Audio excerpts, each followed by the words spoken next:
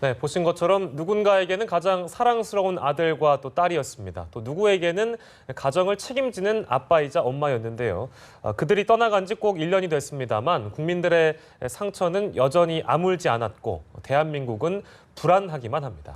네, 참사 1주기를 맞은 오늘 이 시간 여전히 충격과 슬픔에서 벗어나지 못하고 있는 이 대한민국을 진단해 보겠습니다. 최영일 시사평론가 그리고 이호선 상담심리학 박사 나와주셨습니다. 어서 오세요. 안녕하세요. 자, 지난해 아무래도 가장 큰 사회적 이슈는 세월호였을 텐데 세월호 참사 1년 동안 아무래도 국민들의 어떤 심리적 변화가 굉장히 다양했을 것 같아요. 맞습니다. 이게 다이나믹한 상황을 겪었죠. 예. 근데 저희가 한번 좀 그걸 나눠서 한번 뜯어보면 겹쳐 있는 거긴 합니다만 네. 예. 처음에 이 사고 소식에는 전원구조 소식에 안도했다가 예. 그다음에 이제 오후, 저녁, 밤이 지나면서 우리가 흔히 패닉이라고 부르는데요. 정말 놀람과 두려움, 공포에 휩싸이게 됩니다. 예. 그다음에는 우리가 이렇게밖에 대처를 못하는가 하는 분노감이 일었었고요. 그다음에 정말 깊은 애통함, 슬픔 네. 여기에 잠겼다가 그다음에는 이제 무기력감을 느끼게 됩니다. 그러다가 이제 우리가 뭔가 다시 일어서야 되지 않는가 서로 위로하고 치유하기 위한 노력들을 하게 되고요. 네. 그리고 뭔가 이제 우리가 함께 이 힘듦을 조금 격려해보자. 그래서 1년 동안 오늘 그 정서가 다시 다 살아나는 그런 상황이어서 조금 전부터 이제 비가 뿌리기 시작했죠. 예. 아마 국민 모두 그날 느꼈던 감정이 다 살아나는 그런 또 이거에 다시 복귀가 되는 그런 이제 경험을 하고 있는 날이 아닌가 하는 생각이 듭니다. 1년 전 그날하고 날씨가 좀 비슷한 것 같다는 생각도 4월 들어요. 중순인데도 예. 차가워서 이 밤에 해가 지자 그 어두운 바닷속에 아이들은 얼마나 차가울까 하는 이야기들이 정말 SNS를 통해서 많이 나눠졌었거든요. 오늘 또 그날의 이제 차가웠던 느낌을 네. 아마 국민들이 다시 회상을 하시게 되는 날인 것 같습니다. 예. 네, 박사님 이렇게 1년을 두고 심리가 참 많이 변했는데 이 심리가 변한 이유는 어떻게 저희가 분석해 볼 수 있을까요? 처음에 그 심리가 변했던 것들이 이제 우리가 알고 있는 보도 상황들하고 굉장히 많이 연결이 되어 있습니다. 예. 이를테면 처음에 작년 4월 14일 사고가 나서 4월 30일이 될 때까지는 처음에 희망을 가졌다가 그 희망이 이제는 더 이상 구할 수 없다라는 절망으로 돌아서기까지 일단 불안과 공포가 자리를 잡고 있었고요. 예. 이랬던 상황이 이제 더 이상 구할 수 없다라는 생각을 하니까 이게 분노가 되면서 누군가 책임을 질 사람을 찾기 시작했죠. 네. 그래서 이제 온 국민이 다 분노하면서 정부를 향하여 화살을 겨눴고 그때 우리는 이제 분노 감정을 느꼈을 거고요. 예. 그때 얼마 지나고 나서 교황이 오셨습니다. 네. 교황이 오시면서 위로하자, 돌보겠습니다, 함께하겠습니다 이런 얘기를 하면서 사실상 그때부터 위로라는 말이 우리 말 속에 세월호와 함께 화두가 되었다가 예. 조금 더 지나고 나서는 그래도 한번 우리 힘내보자, 우리 같이 한번 얘기해보자 이런 상황이었다가 그때 이제 2015년 들어서면서부터 협상 문제가 시작이 됐습니다. 보상과 관련된 이런 이야기가 나오니까 그때는 내가 저 아이들이었으면 내가 저 부모였으면 하는 마음에서 이제 그들의 협상이라는 단어로 이제 바뀐 겁니다. 그러면서 1년이라는 세월이 개인에게는 너무나도 힘들고 비참하고 긴 시간이에요. 그러나 대중에게는 기다리기에는 굉장히 힘든 시간이고 또 견디기에는 그 인내력이 짧기 때문에 네. 이제 최근에는 이제 짜증난다, 그만했으면 좋겠다 네. 이런 이야기들이 속속 올라와서 너무 마음이 아픕니다. 네, 이 참사 당일부터 지금 1년이 딱 지났는데 1년 동안 이제 온라인상에서 네티즌들이 누리꾼들이 이렇게 사용했던 세월호와 관련된 연관 단어들을 빅데이터화해서 분석을 했던 자료가 있더라고요. 이 키워드를 살펴봤더니 참사가 처음엔 제일 많았다가 나중에 사고라는 단어로 바뀌었더라고요. 가장 많이 쓰는 단어가. 네네. 이렇게 단어의 변화, 이것도 어떻게 인식의 변화라고 저희가 분석을 해볼 수 있겠죠. 그러니까 일단 이게 이제 세 개의 단계를 거치게 되는데요. 처음에 그 침몰했습니다라는 속보가 막 나오고 그때는 사고였어요. 사고였다는 단어가 거의 뭐 한 2만 4천 건 정도 되었다가 예. 그게 4월 30일쯤 돼서 더 이상 이제 살아있을 가능성이 없다. 예. 이런 이야기로 넘어가면서 그때부터는 참사라는 말이 다시 굉장히 크게 자리를 잡아서 한 7만여 건 정도가 참사라는 단어로 SNS상에서 많이 사용됐고 예. 상대적으로 사고라는 단어는 한 5만여 건 정도밖에 사용이 되지 않았었어요. 2만여 건 정도가 더 많이 압도적인 단어였다가 예. 어느 정도 시간이 지나고 작년 10월 지나고 나서부터는 그때부터 다시 사고라는 말로 그 네. 사고라는 단어가 참사라는 말보다 더 많이 사용되게 됐거든요. 예. 이제 이때부터는 사실상 열심히 우리가 국민적으로 함께 대동단결을 해서 요청을 했지만 당국에서는 전혀 반응을 하지 않았고 그리고 가족들은 더 이상 살아올 길은 없는 것이고 그리고 이제 오랫동안 계속 참사 이 참사라는 말이 굉장히 큰 말이거든요. 네. 무거운 말이고 이렇다 보니까 심정적으로는 이 단어에서 느껴지는 피로감 같은 게 우리 국민들 정서에 좀 영향을 미치지 않았나 싶습니다. 네, 쓰는 어휘에서 그 우리 인식의 변화를 좀 살펴볼 수 있는 것 같고요. 세월호 참사 이후에 국민들의 안전 인식에 대해서 이제 조사를 좀 해봤는데 우리나라가 그러니까 안전해졌다라고 느끼는 국민이 겨우 15%였다고 하네요. 이런 결과는 저희가 어떻게 받아들여야 될까요? 그러니까 이제 정확히 오늘로 이제 1년이 된 겁니다만 예. 국민 의식 뭐 우리 주변에서 물어보더라도 그래서 세월호 참사 때는 세월호 이전과 이후가 달라져야 한다. 국가 개조라는 말도 등장을 했었고요. 예. 네. 그랬는데 1년이 흐르면서 아까 우리 이 박사님 말씀 주셨지만 점점 뭔가 희미해져가는 잊지 않겠습니다라는 말이 점점 작아져가는 경험을 하게 되고요. 예. 그리고 지금 우리가 반문을 해본다면 아까 말씀하신 대로 15% 정도도 나아졌다라고 본다면 그나마 다행이고요. 지금 60% 이상은 달라지지 않았다는데 또 더 많은 사람들이 어쩌면 더 나빠지는 것 아닌가 하는 우려도 하고 있는 겁니다. 예. 왜냐하면 세월호 참사를 겪었고요. 물론 이제 정부 조직법이 뒤늦게 통과됐기 때문에 연말이 돼서야 이제 국민안전처가 신설이 됩니다. 네. 하지만 이제 정부와 국가가 존재하는 한은 국민안전처라는 부처가 있느냐 없느냐에 좌우되지 않고 네. 사실 국민안전은 상시적으로 지켜져야 되는 것이죠. 근데 계속 사고가 이어집니다. 담양 펜션에서 정말 동아리에 선후배들이 갔다가 화재로 사망하고요. 맞아요. 또 판교 한풍구에서는 걸그룹 구경하러 나왔던 그 네, 근처 직장인들이 추락사고가 추락사고가 나고요. 또 올해 초가 되자마자 의정부에서는 밀집 주거 공간에서 화재가 나기도 합니다. 네. 그러니까 계속 사고가 이어지는데 최근까지도 서울 도심 처음에는 송파구, 강남구 일부였다가 지금은 신촌, 용산 할 것 없이 이 정말 우리가 땅이 꺼지는 현상들이 발생하고 싱크홀도 많이 있어요. 거대한 이 탱크로리가 넘어지는 것도 우리가 영상을 통해서 뉴스로 접하고요. 예. 그럼 이게 과연 안전한 것인가? 여기에 더해서 또 잔혹한 범죄들도 계속 이어지다 보니까 네. 물론 심리적으로 이런 효과는 있는 것 같아요. 안전에 대해서 둔감하다가 세월호 이후에 안전이 너무 중요해져서 정말 자라보고 놀란 가슴이 소뚜껑 보고 놀란다고 크고 작은 사고를 보면서 더 겁먹고 놀라는 이런 이 사회 심리적인 현상도 있겠습니다만 경각심이 좀 생겼다는 네, 거죠. 그럼에도 불구하고 또 사고가 빈도가 낮아지지 않았다고 느껴지거든요. 이런 예. 대목에서는 많은 우리 대중들, 국민들이 결국은 안전 문제가 언제 그럼 지켜질 것이냐. 물론 정부가 세월호 참사 직후부터 예. 이제부터 안전 지키겠습니다. 갑자기 안전이 높아질 수는 없어요. 네. 의식개혁도 해야 되고 이 시스템의 준비도 해야 되고 결국 마스터 플랜을 수립하는데 1년이 걸릴 상황이라 6월에 지금 총리실에서 발표 예정인데 예. 문제는 그래도 뭔가 우리가 느낌상 체감적으로 나아지고 있다라고 해야 희망이 보이는 것인데 좀 더 암울한 분위기로 흘러가고 있다라고 하는 거 이게 좀 정부 당국이 크게 신경 써야 될 문제라고 봅니다. 네, 네. 지금 평론가님께서 말씀을 해주셨는데 정말 1년 동안 달라진 게 별로 없는 것 같습니다. 이렇다 보니까 국민들이 자연스럽게 이민을 생각하는 사람들도 굉장히 부쩍 늘었다고 하더라고요. 이것도 일종의 뭐 트라우마 뭐 이런 거라고 저희가 해석해 볼 수 있을까요? 국민에 대한 국가에 대한 실망감, 불안감이 커진 거겠죠. 자연스럽게 이민을 생각하진 않았을 것 같고요. 예. 아마 심사숙고하지 않았을까 이런 생각이 드는데 그거는 불안해서 기인하는 겁니다. 적어도 우리 최평론가님 말씀하신 것처럼 세월호라는 건 거대한 하나의 참사이자 사건이었잖아요. 근데 이 사건이 우리가 TV에서 보던 사건이었다가 이제 우리 주변에 싱크홀이라는 현상이 막 생겨나기 시작했습니다. 예. 언제 내가 길 걷다 빠져 죽을지도 모르는 이런 상황들이 실시간으로 보도가 되고 있는데 이거는 이런 어려운 상황들이 지속되고 더군다나 거대한 상황이 지속되면 두 가지 주제가 생겨납니다. 하나, 안전에 대한 주제와 안정에 대한 주제가 생겨나는데 예. 안전은 내 몸에 관한 것이라 그러면 내게 무슨 일이 생겼을 때 누가 나를 보호해 줄 것인가라는 희망에 대한 하나의 의미가 생겨나고 또 하나의 의미 단위로 뭐가 생겨나는가. 그럼 내 주변이 안전하기 위해서는 그 이후에 어떤 후속 조치가 일어나실 것인가. 예. 이것에 대한 희망 이렇게 두 가지가 발생을 하는데요. 네. 이 희망이 지금 현재는 아무것도 이루어지지 않는 것이 지금 현재 세월호 이후에도 그렇고 여러 가지 재난 사고 사건 이후에 어떤 식으로 보호 조치가 일어나는가 거의 조치가 없었거든요. 그리고 안전 진단 자체도 마찬가지지만 사건 사고 이후에 많은 것들을 개선하겠다 했지만 실제 국민들이 체감하고 있는 안전도의 상승은 거의 없었어요.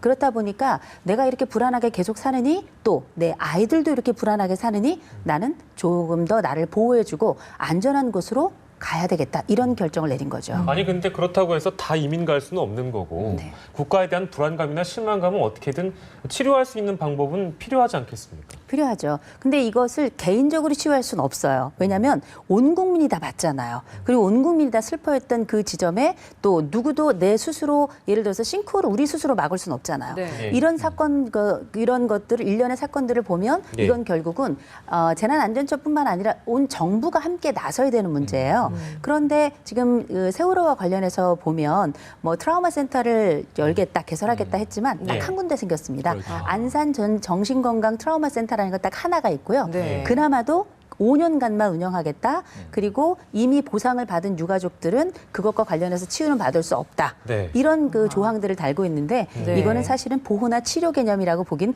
어렵고 일종의 반창고죠. 네.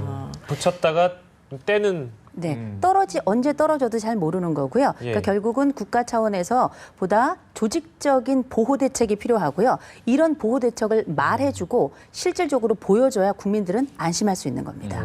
그런 부분들은 진짜 좀 신경을 더 많이 써야 될 것 같은데 우리가 해외 사례를 보면 대형 참사가 여러 번 있었잖아요. 많이 근데 겪게 되죠. 네. 예, 미국 같은 경우는 그 참사 이후에 훨씬 강해졌다라고 들었거든요. 네, 물론 이제 정부의 여러 가지 법적 조치들도 있었습니다. 네. 대표적인 게 이제 2001년 이 9.11 테러라고 알려진 그 사건인데요. 네. 뭐 그건 어마어마한 참사였죠. 영화에서나 보던 장면이 실제로 벌어지면서 대형 테러에 의해서 정말 많은 목숨을 잃게 됐거든요. 네. 근데 그 이후에 우리가 겪은 것과 똑같이 그때 정말 공포도 있었고 놀람도 있었고 그리고 예. 이제 분노도 있었고 비통함도 있었는데 그것을 극복한 과정이 정부는 정부대로 시스템의 역할을 해서 이런 테러가 없도록 안전조치를 강화한다. 근데 문제는 국민들의 의식이에요. 이분들이 우리는 하나의 공동 운명체구나 하는 공동체 의식이 강해지면서 네. 서로 이것을 위로하고 격려하고 치유해 나가야 되겠다라고 하는 의식에 네. 여러 가지 노력이 이루어지고요. 추모가 뭐 정부 주도 행사로 이루어지지 않습니다. 시민들이 주도하는 행사로 지금도 이제 10여 년 지났습니다만 계속 거의 그라운드 제로라고 부르지 않습니까? 예. 월드 트레이드 센터가 붕괴됐었죠. 거기서 계속 추모 행렬이 이어지고 있고요. 건물이 올라가지 않고 있어요. 그러면서 이제 지금 이제 테러에 대한 대비는 정부가 해야 되는 것이고 예. 이 치유 과정은 우리가 하는 것이다라고 하는 것이 역할 분담이 되면서 공동 운명체론이 강화됐다고 볼 수 있고요. 유럽 국가들도 마찬가지입니다. 예를 들면 세월호와 가장 유사하게는 이탈리아의 콩코르디아호가 정말 그것도 호화 유람선인데 네. 가라앉았거든요. 그때도 선장이 도망갔습니다. 유사한 일이 있었는데요. 예. 굉장히 이제 많은 형을 받았죠. 근데 그것을 20개월을 넘게 우리나라 한화로 친다면 1조 가까운 돈, 9천억 이상을 들여서 결국 인양을 해냅니다. 네. 그리고 선체 해체 과정에서 이 30여 명이 숨졌었는데요. 마지막 한 명의 실종자가 있었어요. 이 인도인 웨이터의 시신을 마지막으로 수습을 합니다. 예. 그리고 어쨌든 완전 수습을 선언하게 되죠. 이런 과정. 또 최근에 이제 이 저먼윙스의 저가 항공기가 스위스에 떨어졌는데 네. 조종사의 이제 의도적 자살이냐가 지금 논란이지 네. 않습니까? 여기에 메르켈 총리가 찾아가서 네. 항공사의 또 이제 국적 수장으로서 모든 책임을 지겠다라고 발표하고 거기서도 어린 청소년들이 많이 사망했거든요. 예. 전원 사망했는데 이런 대응들을 본다면 우리가 지금 저는 한 가지를 주변에 요새 묻고 있어요. 자, 국민안전처 장관이 누군지 아십니까? 모르세요, 대부분. 국민안전처 장관 누구더라? 인사청문회 때는 뜨겁게 뭐 비리가 있는지 없는지 시끄러웠다가 지금 박인용 장관이신데 예. 군 출신입니다. 그럼 국민안전처란 이름은 알지만 그럼 무엇을 하는지 어떻게 하는지 지금 나와 어떤 관계를 맺고 있는지 내 주변에서 급박하게 뭔가 안전사태가 벌어지면 예. 어떻게 조치해야 되는지 모른단 말이죠. 그러면 우리가 스스로 나아지지 않았으면 안전이 나아지고 있다는 환경적 체감을 할 수가 없는 게 당연하죠. 이런 부분에서는 우리가 공동 운명체라고 하는 것이 과연 강해졌는가? 그럼 반발짝이라도 나가고 있는가? 이것을 우리 주변에 일상생활에서부터 네. 경험하고 뭔가 나아지기 위한 노력을 해야 되고 정부라고 하는 시스템과 우리가 같이 접속되기 위한 노력들을 해야 되는데 네. 사실은 별반 다르지가 않다. 어찌 보면 아까 반창고라는 비유가 너무 적절하시다고 제가 느낀 게 네. 뗐다가 붙였다가 뗍니다만 스스로 아물어라라는 얘기잖아요. 네. 뭔가 수술을 해주든지 치유를 해줘야 되잖아요. 네. 이런 부분에 대해서 좀 국민의 체감도를 분명히 국민안전처를 비롯해서 정부가 높여주셔야 되는데 이 장관 이름 모르는 게 뭐 대수냐 이러실 분이 계실지 모르지만 지난해 사고가 터지고 예. 컨트롤 타워가 어딘지에 대한 논란이 컸거든요. 네. 그럼 컨트롤 타워는 우리 박인용 장관이다. 예. 국민들이 이렇게 알고 있어야 되는 거 아닌가 하는 생각이 드는 겁니다. 네. 국가적 대책이나 대응이 미흡한 걸 넘어서 건설적인 대안도 좀 필요하겠다. 그렇습니다. 이렇게 이해를 하면 될 텐데 해외 사례랑 다시 한번 비교해 봤을 때 우리는 지금 1년 동안 모르겠어요. 한 기간이 어느 정도 됐는지 모르겠습니다만 세월호 이 참사가 터지고 한 반년 정도 지났을 때부터 이상하게 이 정쟁으로 흐르는 모습이 네. 많이 비춰졌어요. 사회 갈등이 오히려 커졌죠. 그렇죠. 이게 어떻게 보면 세월호 참사라는 건 우리가 그냥 아픈 건데 어느 누가 뭐 진보 보수 이걸 다 막론하고 그냥 아픈 건데 이게 정쟁으로 흐르는 이런 사례들 비교해봤을 때 어떻습니까? 왜 굳이 이렇게 해야 될까요? 그러니까 오늘 조금 전에 뉴스도 속보로 나왔는데요. 마찬가지입니다. 그러니까 대통령께서는 뭔가 이 희생자들을 위로하러 팽목항까지 내려가신 거죠. 네. 오후에는 또 해외 순방을 출국하시는데 근데 문제는 거기서 유가족들과 얼싸안고 지난해 8월에 우리가 프란치스코 교황에게 치유를 받았습니다. 그러니까 그분이 와주셔서 위로해 주는 거 너무 고마운 일이지만 네. 우리의 문제이고 아까 말씀드린 대로 공동명체라면 우리끼리 부둥켜 안고 이걸 어떻게든 치유해 나가야 되는데 오늘 대통령과 유가족이 만나서 부둥켜 안고 예. 자 1년 지났는데 우리가 나아가기 위한 노력을 하자. 그러니까 유가족들은 3대 원칙을 계속 유지하고 계세요. 네. 그러니까 첫 번째는 이제 이 진상규명인데 지금은 그것이 이제 시행령안을 전면 철회하라. 그리고 새로 만들어 달라. 예. 이 요구고요. 두 번째는 이제 이 구조 수습의 문제였는데 그게 지금 인양으로 돼 있습니다. 인양은 그나마 합의가 이제서야 좀 이루어지는 것 같아요. 네. 세 번째는 재발 방지였는데 여기는 그 누구의 이견이 없겠죠. 여야 진보 보수 어디 있겠습니까? 사고 재발 방지해야죠. 그게 지금은 안전한 나라 건설이라고 하는 구호로 돼 있는데 예. 그건 정부의 역할이 우선 큽니다. 네. 그래서 이런 부분에 대해서 지난해 말 우리가 국회를 중심으로 세월호 특별법이 통과되기까지 너무 오랜 기간 국회가 공전하면서 여야의 입장이 갈등으로 흘렀고 국민도 두 개의 골로 쪼개지고 갈등이 많이 그러니까 최악의 상황은 저런 겁니다. 유가족이나 희생자를 조롱하는 현상이 벌어졌다. 그렇습니다. 이건 우리 네. 지금 사회가 굉장히 미성숙하다는 의미거든요. 네. 그러니까 이런 부분들을 좀 극복하기 위해서는 어쩔 수 없이 정치권, 사회 지도층 그리고 정부가 먼저 좀 나서서 그나마 대통령께서 최근에 조금 전향적인 발언을 하고 계세요. 예. 저분들의 아픔 감싸놔야 된다. 적극 인양 검토하겠다. 오늘 아침에도 이제 그것을 이제 암시하는 뉘앙스의 말씀을 주셨거든요. 예. 이 메시지들을 그냥 이 정부는 정부대로, 국민은 국민대로 하나의 방향으로 같이 나가기 위해서 좀 노력을 할 필요가 있어 보입니다. 예. 네. 뭐 우리나라랑 참 가까운 나라죠. 일본도 지금 동일본 대지진을 겪었었는데 이때 이후로 좀 일본에서 제일 심하게 이 지진의 여파를 겪었던 게 일본 센다이 지역 아니겠습니까? 이쪽 사람들은 오히려 이 참사를 잊지 말자라는 데 공을 들이고 있다라고 하더라고요. 뭐 이것 또한 트라우마에 대처하는 또 다른 방법인지 우리나라랑 좀 다른 것 같거든요. 우리는 이제 힘든 일이 생기면 자꾸 잊으려고들 많이 하는 것 같아요. 네. 힘드니까요. 이해는 합니다. 그러나 이것을 어떤 경우에는 잊는 것이 능사가 아니라 건강하게 기억하는 것도 아주 사회적으로는 아주 중요한 역할이거든요. 예. 그런데 일본 같은 경우 2011년에 어마어마한 쓰나미를 겪으면서 우리 국민도 보면서 깜짝 놀랐잖아요. 예. 그랬는데 지난달, 그러니까 2015년이죠. 벌써 4년이 지났는데 지난달 3월 11일에 일본 거의 저녁에 사이렌이 울렸습니다. 그때 2시 46분에 그때 쓰나미가 한참 몰려올 때였는데 그 사이렌이 울리고 그날 또 조기가 걸렸어요.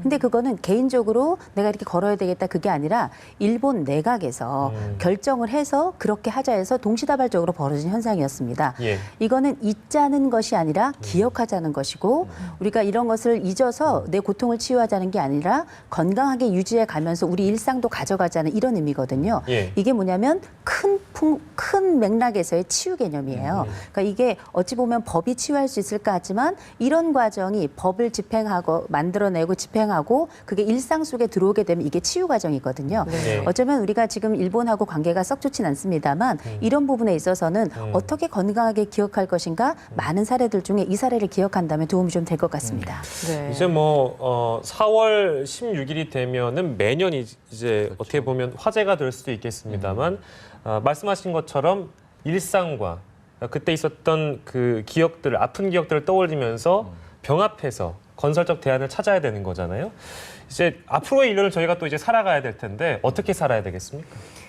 저한테 그렇게 물으셨으니까 저는 이번 세월호와 관련해서 일주기가 되었잖아요. 예. 나는 어떻게 하면 좋을까 이런 생각을 해봤어요. 예, 예. 제가 내린 결론은 돕는 이웃이 되자는 겁니다. 이웃이 좋지만 요새는 등 돌리고 살잖아요. 예. 네. 돕는 이웃이라는 건 사실상 먼 친척보다 좋은 게 돕는 이웃이기 때문에 이 무조건 잊으라고 말하는 것이 아니라 기억하겠다 말하고 옆에서 도울 수 있는 일이 무엇인지 물어보고 관심을 가지고 지켜보는 것 이게 아마 돕는 이웃일 것이고요. 아마 이게 더 넓어진다면 국가 차원이 국가가 돕는 이웃이 된다면 아마 네. 최고의 나라가 되지 않을까 싶습니다. 네, 쉽게 설명을 해주셨네요. 돕는 이웃이 되자. 네, 네. 좋네요. 예. 제 경우는 이 지난해 이 시간 계속 들었던 마음, 또 오늘 밤이 되면 점점 이제 국민들이 고통스러워했는데 네. 미안함이에요. 그 아이들이 거기 또 어르신도 계셨습니다. 초등학교 동창 모임으로 제주도 여행 가시던 네. 분들도 있었는데 죄가 없는 분들이잖아요. 우리 중에 누가 그 세월호에 탔을 수도 있는 그런 상황입니다. 그렇죠. 그러니까 이건 어떤 뭐 이 이유를 찾을 수가 없는 해상 사고로 이제 비롯된 대형 참사인데 예. 그때 그냥 막연히 미안하다는 마음. 근데 1년 동안 조금씩 잊어가면서 정신없이 그냥 내가 먹고 살겠다고 살아왔는데 예. 이 시간에 다시 그때를 떠올려 보니까 그 미안한 마음을 가지고 나는 무엇을 했는가 이렇게 반문을 하게 되면 죄책감만 남는 것이고 나 스스로 이제 못난 인격체가 되는 거거든요. 네. 그래서 저는 이 박사님이 제안하신 돕는 사람이 네. 되자 지금 다시 이제 재환기가 되는 거예요. 동의하면서 그것을 이제 실천하는 것이 중요하다.